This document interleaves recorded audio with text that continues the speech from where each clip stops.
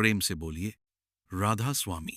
यदि इस सत्संग की कोई एक बात भी आपके हृदय को छू जाए, यदि आपको लगे कि यह किसी परेशान मन को शांति दे सकती है, किसी टूटे हुए इंसान को हिम्मत दे सकती है, किसी अकेले व्यक्ति को सहारा दे सकती है, तो उसे अपने तक मत रखिए।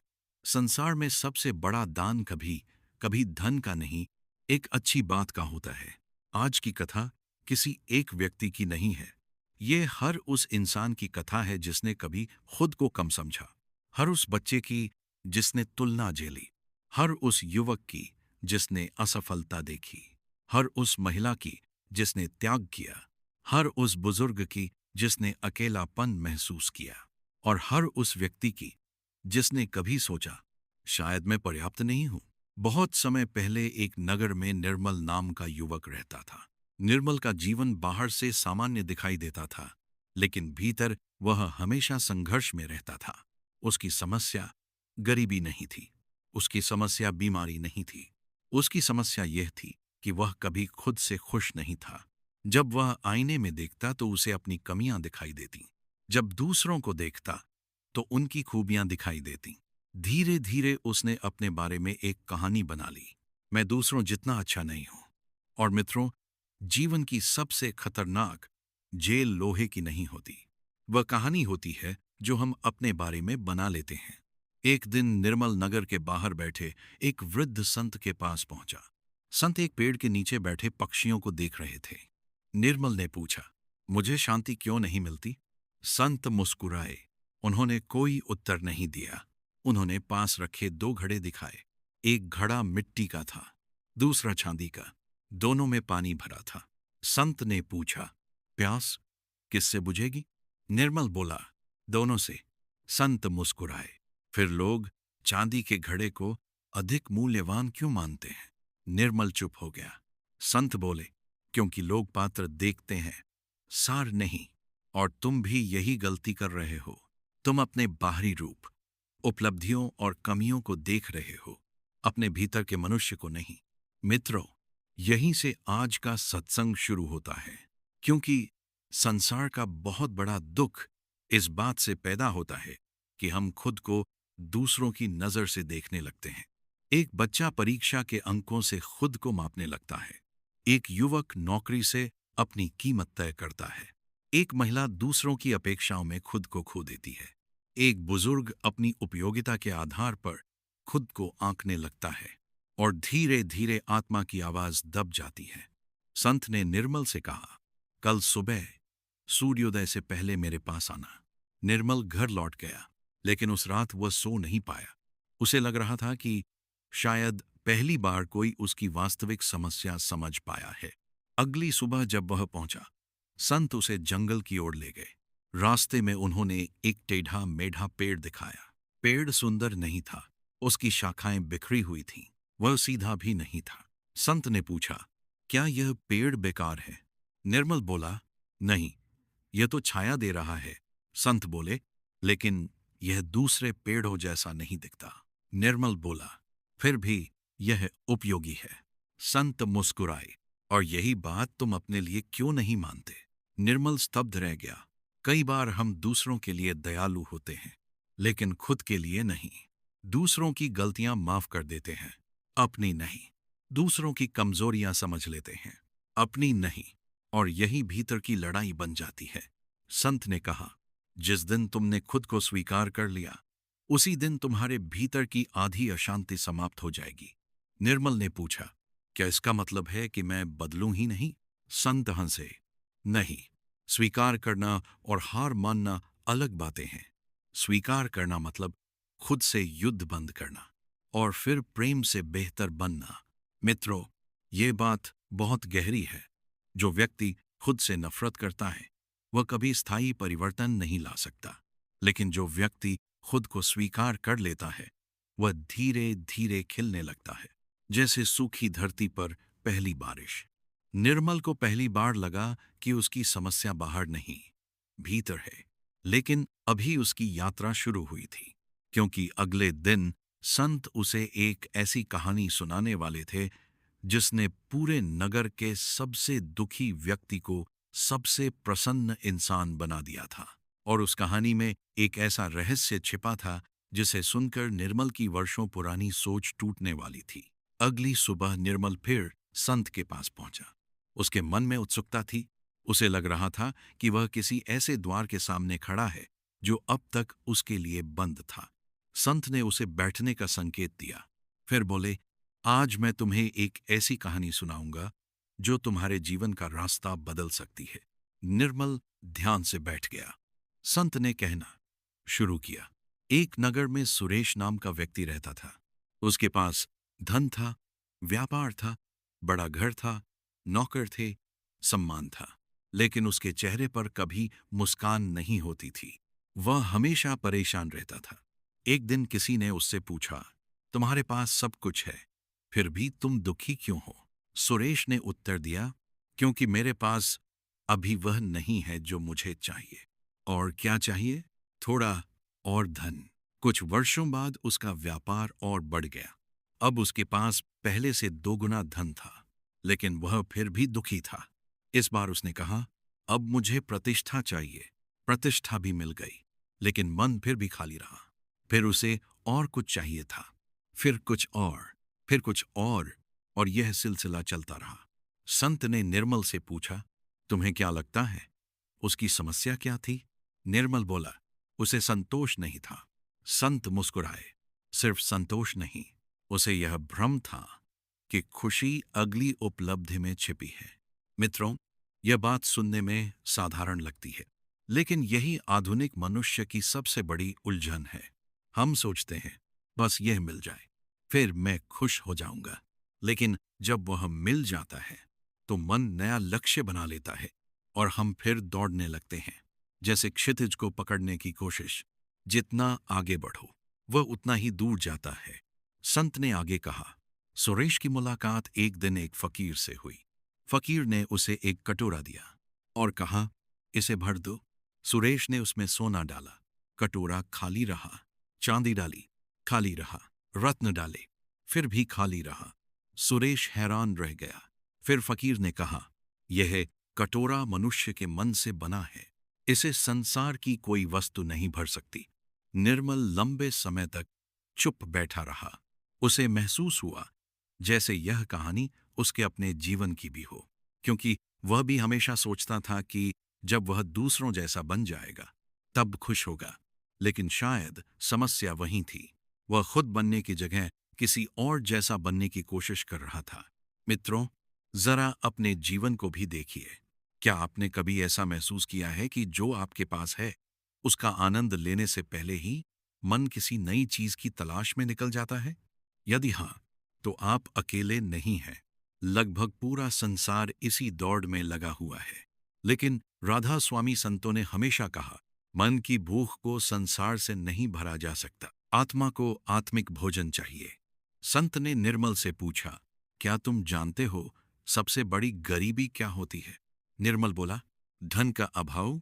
संत ने सिर हिलाया, नहीं, सबसे बड़ी गरीबी है अपने भीतर की संपत्ति को न पहचान पाना।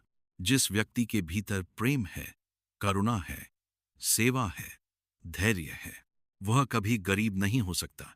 इसी समय पास से कुछ बच्चे खेलते हुए निकले। उनके कपड़े साधारण थे, लेकिन वे हंस रहे थे, खुश थे। संत ने उनकी ओर इशारा किया, इनके पास क्या है? निर्मल बोला, कुछ खास नहीं।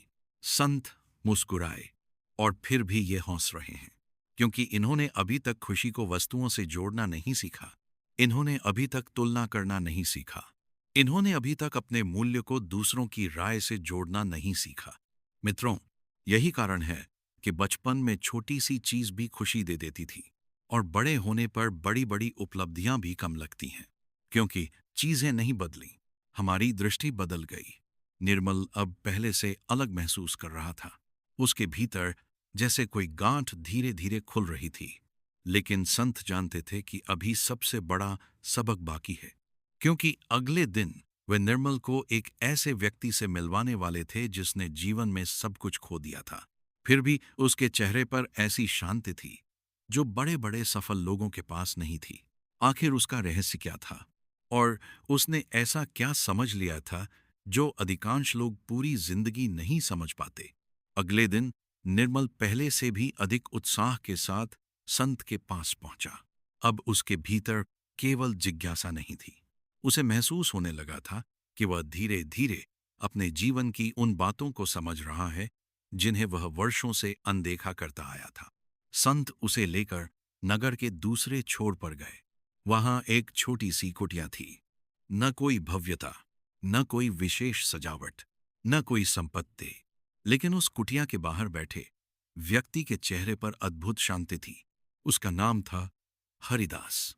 निर्मल ने देखा कि उसके कपड़े साधारण थे, उसकी उम्र भी काफी अधिक थी, लेकिन उसकी आंखों में चमक थी, वैसी चमक जो अक्सर छोटे बच्चों की आंखों में दिखाई देती है। संत ने कहा, हरिदास, क्या तुम अपनी कहानी इसे सुनाओगे? हरिदास मुस्कुराया, फिर बोला, मेरी कहानी सुनकर लोग अक्सर हैरान हो जाते हैं, क्योंकि मैंने जीवन में बहुत कुछ खोया है, लेकिन जो पाया वह उससे कहीं अधिक मूल्यवान था। निर्मल ध्यान से सुनने लगा। हरिदास बोला, जब मैं जवान था तब मेरे पास अच्छा व्यापार था। फिर एक वर्ष ऐसा आया जब सब कुछ खत्म हो गया।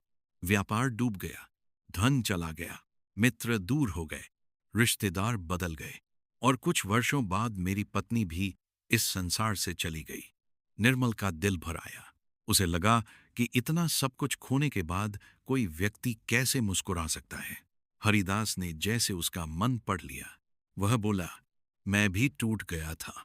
मुझे लगता था कि अब जीवन में कुछ नहीं बचा। हर सुबह बोझ लगती थी, हर रात लंबी लगती थी। मैं लोगों से दूर रहने लगा। मुझे लगता था कि मेरा जीवन समाप्त हो चुका है। मित्रों, यहाँ एक क्षण रुकिए, क्योंकि संसार में ऐसे बहुत लोग हैं जो बाहर से सामान्य दिखाई देते हैं, लेकिन भीतर से टूटे हुए होते हैं। कुछ लोग मुस्कुराते हैं, लेकिन दर्द छिपाकर। कुछ लोग काम करते रहते हैं, लेकिन भीतर खालीपन लिए हुए। कुछ लोग लोगों के बीच रहते हैं, लेकिन अकेले महसूस करते हैं। यदि आपने कभी ऐसा अनुभव किया है, तो याद रखिए, आप अकेले नहीं हैं। हरिदास आगे बोला, एक दिन मैं नदी किनारे बैठा था। मैंने सोचा कि जीवन ने मेरे साथ अन्याय किया है। मैं अपने भाग्य को कोस रहा था। तभी मैंने देखा कि एक नाव किनारे पर बंधी हुई थी। तेज हवा चल रही थी, नदी बह रही थी, लेकिन नाव वहीं अटकी हुई थी। उसी समय एक वृद्ध साधु वहां आए। उन्होंने पूछा, नाव क्यों नहीं चल रही? मैंने कहा, क्योंकि रस्सी से बंधी है। साधु मुस्कुराए, फिर बोले, और तुम क्यों नहीं आगे बढ़ पा रहे? मैं चुप हो गया। उन्होंने कहा, तुम्हारी नाव को किस रस्सी ने बांध रखा है? निर्मल पूरी तरह कहानी में डूब चुका था।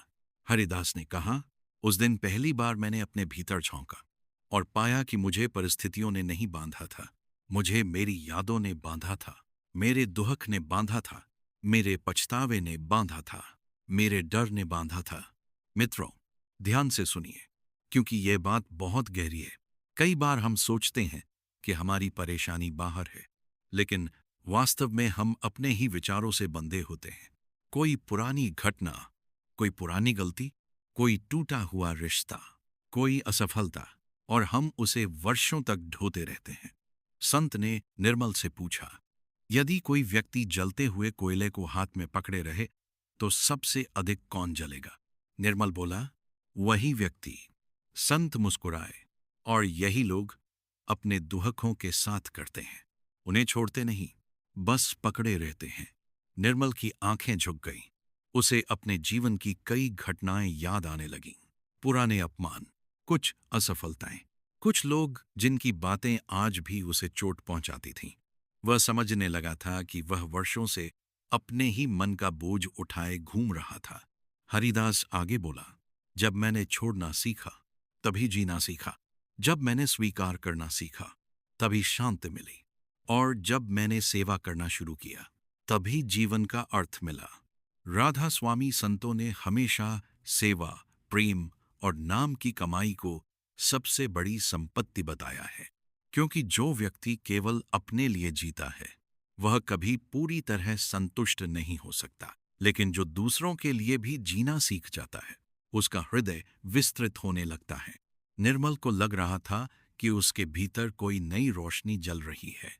लेकिन अभी सबसे महत्वपूर्ण सीख बाकी थी, क्योंकि अगले दिन संत उसे एक ऐसे स्थान पर ले जाने वाले थे जहां उसे यह समझ आने वाला था कि मनुष्य का वास्तविक मूल्य उसकी उपलब्धियों से नहीं, बल्कि उसके हृदय से तय होता है।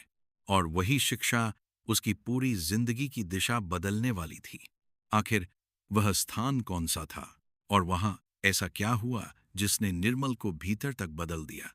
अगली सुबह निर्मल हमेशा की तरह संत के पास पहुंचा, लेकिन इस बार उसके चेहरे पर एक अलग ही उत्सुकता थी। पिछले कुछ दिनों में उसने बहुत कुछ सुना था, बहुत कुछ समझा था, लेकिन उसके मन में अभी भी एक प्रश्न था। अगर मनुष्य का मूल्य धन, रूप, पद और उपलब्धियों से नहीं तय होता, तो फिर वास्तव में उसकी पहचान क्या है? उसकी असली कीमत क्या है? संत शायद यही प्रश्न उसके चेहरे पर पड़ चुके थे। वे मुस्कुराए और बोले, आज तुम्हें तुम्हारे प्रश्न का उत्तर मिलेगा। फिर दोनों नगर से बाहर एक पुराने आश्रम की ओर चल पड़े। रास्ते में निर्मल ने देखा कि वहां अलग अलग प्रकार के लोग आ रहे थे। कोई किसान था, कोई व्यापारी, कोई मजदूर, कोई बुजुर्ग, कोई बच्चा, कोई महिला, कोई युवा। सब एक ही दिशा में जा रहे थे। निर्मल ने पूछा, ये सब कहाँ जा रहे हैं? संत बोले, यही तो तुम्हें देखने लाया हूं। कुछ देर बाद वे आश्रम पहुंच गए। आश्रम बहुत साधारण था। न कोई भव्य इमारत, न कोई सोने चांदी का प्रदर्शन, लेकिन वहां एक ऐसी शांति थी जो शब्दों में बयान नहीं की जा सकती। आंगन में बहुत से लोग बैठे थे। सब एक दूसरे से प्रेम से मिल रहे थे। कोई किसी का परिचय नहीं पूछ रहा था। कोई यह नहीं पूछ रहा था कि कौन अमीर है और कौन गरीब। कोई यह नहीं पूछ रहा था कि कौन किस जाति, धर्म, वर्ग या पहचान से आता है। सब एक समान बैठे थे। निर्मल को यह दृश्य बड़ा आश्चर्यजनक लगा। उसने धीरे से पूछा, यहां सब बराबर कैसे हैं?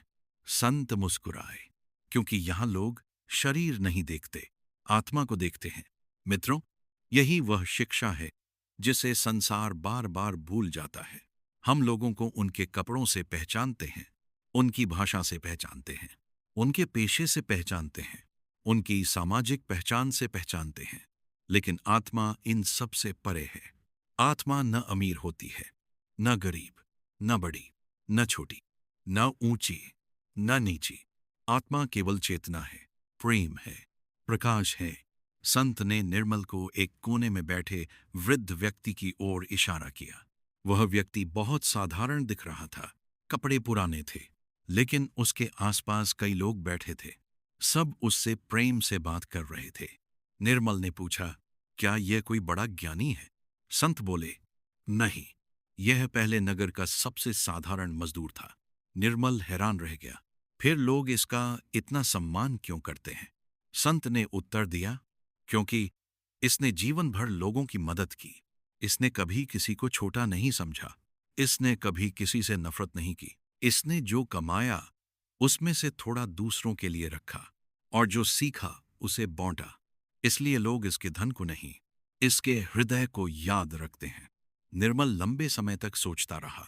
उसे पहली बार महसूस हुआ कि दुनिया जिन चीजों को सबसे महत्वपूर्ण मानती है, हो सकता है वे वास्तव में उतनी महत्वपूर्ण ना हो। उसी समय आश्रम में एक छोटा बच्चा दौड़ता हुआ आया। वह गिर गया। उसके घुटने में चोट लग गई। वह रोने लगा। तुरंत कई लोग उसकी ओर दौड़े। किसी ने उसे उठाया, किसी ने पानी दिया, किसी ने उसे हंसाने की कोशिश की। कुछ ही मिनटों में बच्चा फिर मुस्कुराने लगा। संत ने पूछा, तुमने क्या देखा? निर्मल बोला, सबने उसकी मदद की। संत बोले, क्यों? क्योंकि वह उनका अपना नहीं था। निर्मल चौंका। अपना नहीं था? संत हंसे। यही तो बात है। जब हृदय जागता है, तब अपना और पराया खत्म होने लगता है। तब करुणा केवल परिवार तक सीमित नहीं रहती, वह सभी तक फैलने लगती है। मित्रों, राधा स्वामी संतों की शिक्षाओं में प्रेम और दया का बहुत बड़ा स्थान है, क्योंकि जिस हृदय में प्रेम नहीं, वहां शांति टिक नहीं सकती, और जिस हृदय में करुणा नहीं, वहां आध्यात्मिकता केवल शब्द बनकर रह जाती है। उस दिन निर्मल ने आश्रम में बहुत समय बिताया। उसने देखा कि लोग सेवा कर रहे हैं, कोई भोजन बांट रहा है, कोई सफाई कर रहा है, कोई बुजुर्गों की सहायता कर रहा है, कोई बच्चों को सिखा रहा है। और सबसे आश्चर्य की बात, सबके चेहरे पर संतोष था। उसे लगा जैसे वह किसी अलग ही दुनिया में आ गया हो। शाम को जब वे लौटने लगे तो संत ने उससे पूछा, आज क्या सीखा? निर्मल कुछ क्षण चुप रहा, फिर बोला, मैंने सीखा कि मनुष्य की कीमत उसकी उपलब्धियों से नहीं, उसके हृदय से तय होती है। संत मुस्कुराए और निर्मल बोला, मैंने सीखा कि जो प्रेम बांटता है वही वास्तव में समृद्ध है। संत की आंखों में संतोष झलकने लगा। लेकिन अभी यात्रा पूरी नहीं हुई थी, क्योंकि अगले दिन संत निर्मल को एक अंतिम कहानी सुनाने वाले थे। एक ऐसी कहानी जो यह समझाने वाली थी कि जीवन में सबसे बड़ी जीत दूसरों पर नहीं, खुद पर होती है। और वही कहानी निर्मल के भीतर अंतिम परिवर्तन का कारण बनने वाली थी। क्या था वह रहस्य? कैसे एक साधारण घटना ने एक व्यक्ति का पूरा जीवन बदल दिया? और क्यों बुद्धिमान लोग कहते हैं कि सबसे कठिन यात्रा बाहर नहीं, भीतर की होती है? अगली सुबह निर्मल जब संत के पास पहुंचा तो उसके चेहरे पर पहले जैसी बेचैनी नहीं थी। वह बदल रहा था, धीरे धीरे, अंदर से। लेकिन संत जानते थे कि अभी एक अंतिम सीख बाकी है। एक ऐसी सीख जो सुनने में सरल थी, लेकिन यदि जीवन में उतर जाए तो इंसान का पूरा दृष्टिकोण बदल सकती थी। संत निर्मल को लेकर एक शांत झील के किनारे पहुंचे। सुबह का समय था, सूरज धीरे धीरे उग रहा था, पानी बिल्कुल स्थिर था, झील में आकाश का प्रतिबिंब साफ दिखाई दे रहा था। संत ने पूछा, तुम्हें पानी में क्या दिखाई दे रहा है? निर्मल बोला, पूरा आकाश दिखाई दे रहा है। संत ने एक छोटा सा पत्थर उठाया और पानी में फेंक दिया। लहरें उठने लगीं, प्रतिबिंब टूट गया। संत ने पूछा, अब क्या दिखाई दे रहा है? निर्मल बोला, कुछ भी साफ नहीं। संत मुस्कुराए, आकाश नहीं बदला, पानी भी नहीं बदला, सिर्फ हलचल पैदा हुई और प्रतिबिंब धुंधला हो गया। फिर संत उसकी आंखों में देखते हुए बोले, मनुष्य का मन भी ऐसा ही है। जब मन शांत होता है तब सत्य दिखाई देता है। जब मन इच्छाओं, डर, क्रोध, तुलना और चिंता से भर जाता है तब जीवन का वास्तविक स्वरूप दिखाई नहीं देता। मित्रों, यही कारण है कि कई लोगों के पास सब कुछ होने के बाद भी शांति नहीं होती। समस्या बाहर नहीं होती, मन के भीतर उठ रही लहरों में होती है। निर्मल अब ध्यान से सुन रहा था। उसे लग रहा था जैसे उसकी वर्षों पुरानी उलझनों के उत्तर एक एक करके सामने आ रहे हैं। तभी संत ने एक और प्रश्न पूछा, यदि कोई व्यक्ति हर दिन अपने कंधे पर एक भारी बोरा उठाकर चले तो क्या होगा? निर्मल बोला, वह थक जाएगा। संत बोले, और यदि वह बोरा कभी नीचे ही न रखे तो वह टूट जाएगा। फिर संत ने कहा, अधिकांश लोग यही कर रहे हैं। वे वर्षों पुराने दुहक उठाए घूम रहे हैं, पुरानी नाराजगी उठाए घूम रहे हैं, पुराने पछतावे उठाए घूम रहे हैं, और फिर पूछते हैं कि शांति क्यों नहीं मिलती। निर्मल को लगा जैसे यह बात सीधे उसके हृदय में उतर गई। उसे अपने जीवन की कई घटनाएं याद आने लगीं। कुछ लोग जिनको उसने माफ नहीं किया था, कुछ बातें जिन्हें वह छोड़ नहीं पा रहा था, कुछ सपने जो पूरे नहीं हुए थे और जिनका बोझ वह अब तक ढो रहा था। संत ने कहा, बेटा, जीवन में आगे बढ़ने के लिए कई बार नया पाने की जरूरत नहीं होती, पुराना छोड़ने की जरूरत होती है। यह सुनकर निर्मल की आंखें नम हो गईं, क्योंकि उसे पहली बार एहसास हुआ कि उसका सबसे बड़ा शत्रु कोई व्यक्ति नहीं था। उसका अपना चिपकाव था, उसकी अपनी पकड़ थी, उसकी अपनी जिद थी। कुछ देर दोनों मौन बैठे रहे। फिर संत ने एक अंतिम कहानी सुनाई। उन्होंने कहा, एक गांव में दो किसान रहते थे।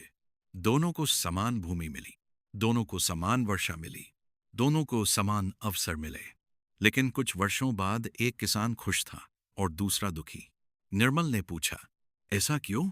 संत बोले, क्योंकि पहला किसान जो मिला उसके लिए कृतज्ञ था और दूसरा जो नहीं मिला उसी पर ध्यान देता रहा।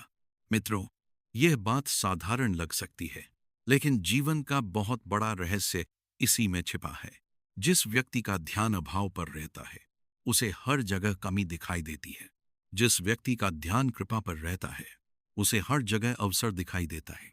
राधा स्वामी संतों ने हमेशा शुक्राने की महिमा बताई है, क्योंकि जो व्यक्ति धन्यवाद देना सीख जाता है, उसका मन धीरे धीरे शिकायतों से मुक्त होने लगता है।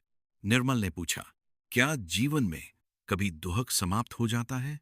संत मुस्कुराए, नहीं, लेकिन दुहक को देखने का तरीका बदल जाता है। और जब देखने का तरीका बदल जाता है, तब पूरा जीवन बदल जाता है। शाम होने लगी थी। सूरज धीरे धीरे ढल रहा था। निर्मल को महसूस हो रहा था कि वह वही व्यक्ति नहीं रहा जो कुछ दिन पहले यहां आया था। उसके प्रश्न कम हो गए थे, उसका मन हल्का हो गया था, और सबसे बड़ी बात, उसने खुद से लड़ना बंद कर दिया था। विदा लेते समय उसने संत के चरणों में सिर झुकाया और कहा, अब मैं समझ गया हूं, सुख बाहर नहीं है, शांति बाहर नहीं है, सम्मान बाहर नहीं है, सबकी शुरुआत भीतर से होती है। संत मुस्कुराए, फिर बोले, याद रखना, खुद को स्वीकार करो, दूसरों से प्रेम करो, सेवा करते रहो, शुक्राना करते रहो, और नाम की कमाई कभी मत छोड़ो। जो इन बातों पर चल पड़ता है, उसे मंजिल की चिंता नहीं करनी पड़ती। रास्ता स्वयं उसे मंजिल तक पहुंचा देता है। मित्रों, इस पूरी कथा का सार केवल इतना है, मनुष्य तब तक भटकता रहता है जब तक वह खुद को बाहर खोजता है। लेकिन जिस दिन वह अपने भीतर झांकना शुरू करता है, उसी दिन उसकी वास्तविक यात्रा शुरू होती है। धन, पद, रूप, प्रसिद्धि, ये सब जीवन का हिस्सा हो सकते हैं, लेकिन जीवन का आधार नहीं। आधार है प्रेम, सेवा, करुणा, स्वीकार, शुक्राना और परमात्मा से जुड़ाव। इन्हीं में वह शांति छिपी है जिसे संसार का हर इंसान खोज रहा है। प्रेम से बोलिए, राधा स्वामी।